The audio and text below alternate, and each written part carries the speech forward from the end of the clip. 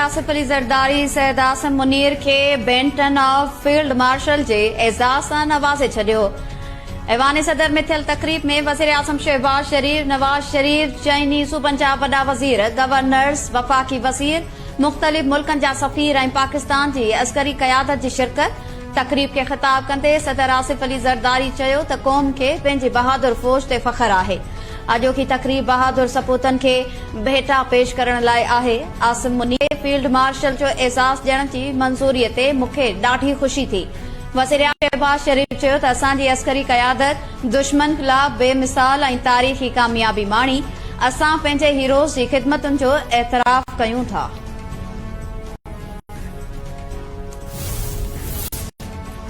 Field marshal Syed Asim Munir जी सदारत हेठ 270 corps commanders conference. ISPR मूजिब corps commanders conference में ऑपरेशन बुनियादुल मरसूस ऐं कुसदार में दहशतगर्द हमले जे शहीदनि लाइ फातिहा पढ़ी वई।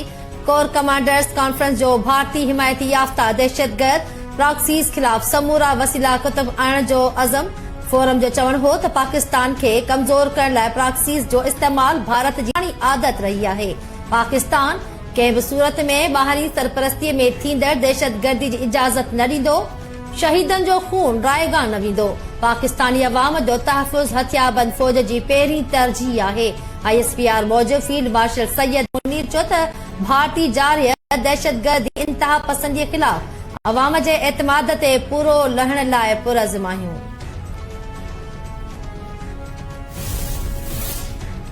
वज़ीर आज़म शहबाज शरीफ चयो आहे त भारतीय जारीअ जो जवाब ॾेई करे 71 जी शिकस्त जो बदिलो वठी छॾियो। मोदी हाणे कंहिं बि हमले खां अॻु 100 भेरा सोचींदो। पाक फ़ौज जे जवाब क़ौम जो ॻाठ फ़ख़्र सां ऊचो करे छॾियो। सिपा सालार field marshal Asim Munir front खां सभिनी खे लीड कयो। पाक रिवायती जंग में भारतीय सरसी जो तासुर ग़लत साबित करे छॾियो।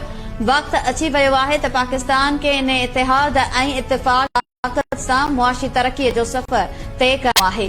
आज़ाद कश्मीर में शहीदनि जे वारसनि में इमदादी रक़म जा चेक तक़सीम करण वारी तक़रीब खे ख़िताब कंदे वज़ीर आज़म शहबाज शरीफ चयो त आज़ाद कश्मीर ऐं पाकिस्तान जे ॿियनि इलाइक़नि में 33 माण्हू शहीद थिया। शहीदनि जे वारसनि लाइ इमदादी पैकेज हुकूमत जी ज़िम्मेवारी आहे।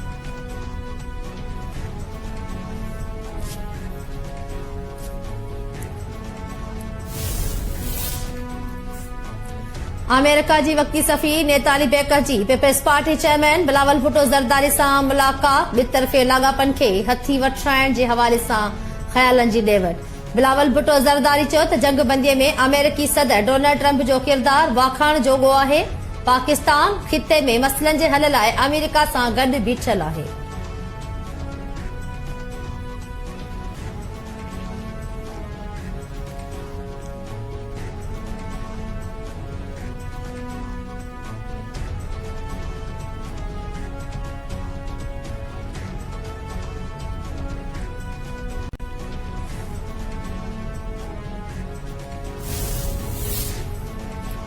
क़ौमी असेंबली भारत तरफ़ां सिंध तास मुआहदे जी गैर क़ानूनी मुअतली ख़िलाफ़ ठहराव मंज़ूर करे वरितो। आबी वसीलनि वारे वफ़ाक़ी वज़ीर मोइन वटू क़ौमी असेंबली में ठहराव पेश कयो। PTI समेत समूरनि सियासी पार्टियुनि ठहराव जी हिमायत कई। ठहराव में चयो वियो आहे त पाकिस्तान सिंध तास मुआहदे जी मुअतली बाबति भारत जे समूरनि गैर क़ानूनी क़दमनि खे रद्द करे थो। हुकूमत भारत जे समूरनि गैर क़ानूनी क़दमनि जी रोकथाम लाइ तकड़ा क़दम खणे।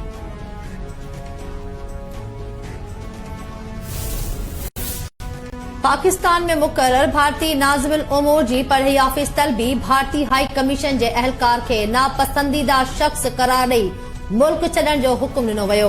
पढ़ई खे चयो त भारतीय हाई कमीशन जो अहलकार गैर सिफ़ारती सरगर्मियुनि में मुलविस आहे।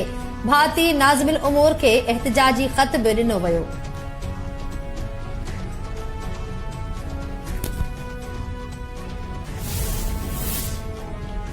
सिंध हाई कोर्ट जो इरसा में वफ़ाक़ जो मेंबर सिंध मां मुक़रर न करण ते सख़्त कावड़ जो इज़हार।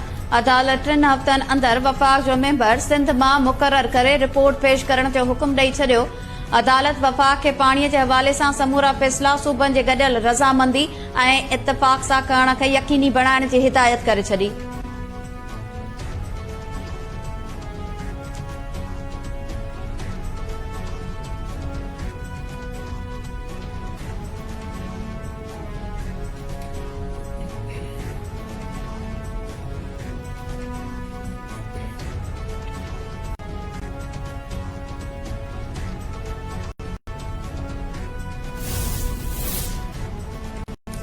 सिंध हाई कोर्ट इरसा में वफ़ाक़ जो नुमाइंदो सिंध मां मुक़रर करण जो हुकुम ॾिनो आहे। सिंध सां पाणी मामले ते नाइंसाफ़ी थी आहे। इरसा में जे मेंबर्स जी अक्सरियत सां पंहिंजा हक़ वठी सघूं था। पीपल्स पार्टी जे सेनेटर बैरिस्टर ज़मीर घुमरो जी कराची में प्रेस कॉन्फ्रेंस। संदसि चवणु हो त कैनाल्स वारे मामले ते पीपल्स पार्टी CCI में एतिराज़ दाख़िल कयो हो, जंहिंखां पोइ CCI मामले ते स्टे ॾिनो। पीपल्स पार्टी पाणीअ जे मामले ते हमेशा जिदोजहद कई आहे। सिंध हाई कोर्ट हिदायत कई त 3 हफ़्तनि अंदर इरसा में वफ़ाक़ जो नुमाइंदो सिंध मां मुक़रर कयो वञे।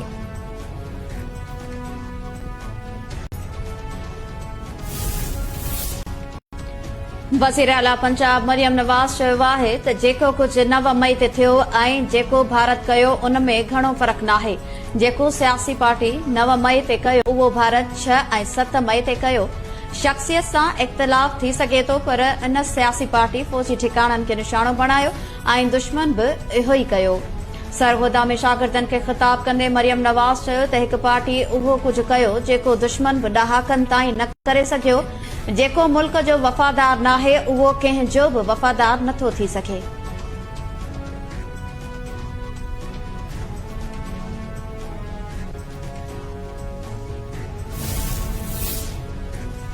PTI जा वर्कर अॼु बि जेलनि में क़ैद आहिनि। बानी PTI कानून जी हुकुमरानी ऐं हक़ीक़ी जमहूरियत जी जंग विढ़ी रहियो आहे।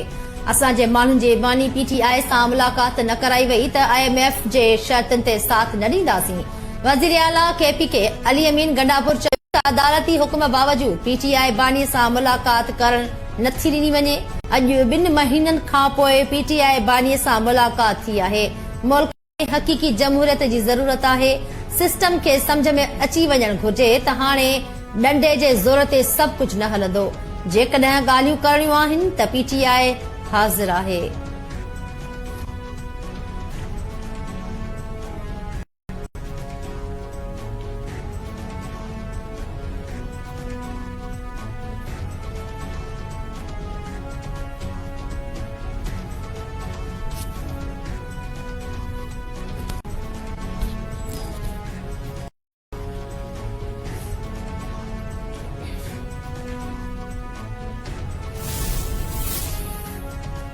घरू वसीर ज़ियाल अंजार जे घर ते हमले ऐं बाहि वारे वाक़े जो केस 29 सुञातल ऐं 45 अणॼातल माण्हुनि ख़िलाफ़ दाख़िल। केस में GT अॻवान गुलाम मुर्तज़ा जतोई, मसरूर जतोई, बाज़ मोहम्मद सियाल, गाज़ी लगारी, बहावल लगारी ऐं ॿिया नामज़द। मोरो थाणे ते दोस्त अली सोलंकी जी फरियाद ते दाख़िल केस में 80 जा कलम शामिल कया विया। FIR जे मतन मूजिब जवाबदारनि लंचार हाउस ते मुक़रर मुलाज़िमनि खे तशद्दुद जो निशानो बणाइण खां पोइ भञ ड्राह कई ऐं बाहि ॾिनी। जवाबदारनि मुतक़िन संदन वॾनि गुलाम मुर्तज़ा जतोई, मसरूर जतोई ऐं ॿियनि लंचार हाउस ते हमले जो हुकुम ॾिनो।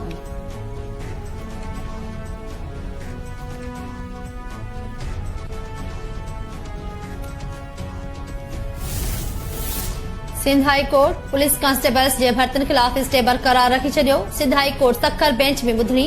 दरख़्वास्त गुज़ार जा वकील ऐं ॿिया अदालत में पेश। भर्ती कमेटी सखर जे चेयरमैन ऐं DIG शहीद बेनज़ीराबाद खे रिकॉर्ड पेश करण जो हुकुम। सिंध हाई कोर्ट रिमार्क्स ॾिना त पुलिस ऐं IBA जेका टेस्ट वरिती उन जो समूरो रिकॉर्ड सुभाणे पेश कयो। अदालत भर्तियुनि ते स्टे में बि वाद करे छॾी।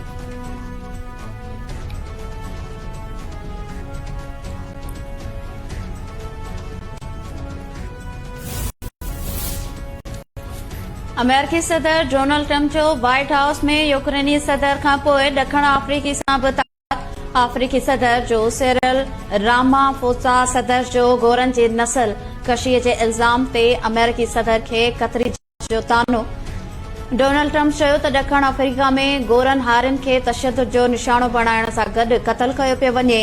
सिरिल रामा अमेरिकी सदर जा इल्ज़ाम रद्द कंदे चयो त तशद्दुद जो निशानो कारी नस्ल जा माण्हू घणी तादाद में थी रहिया आहिनि।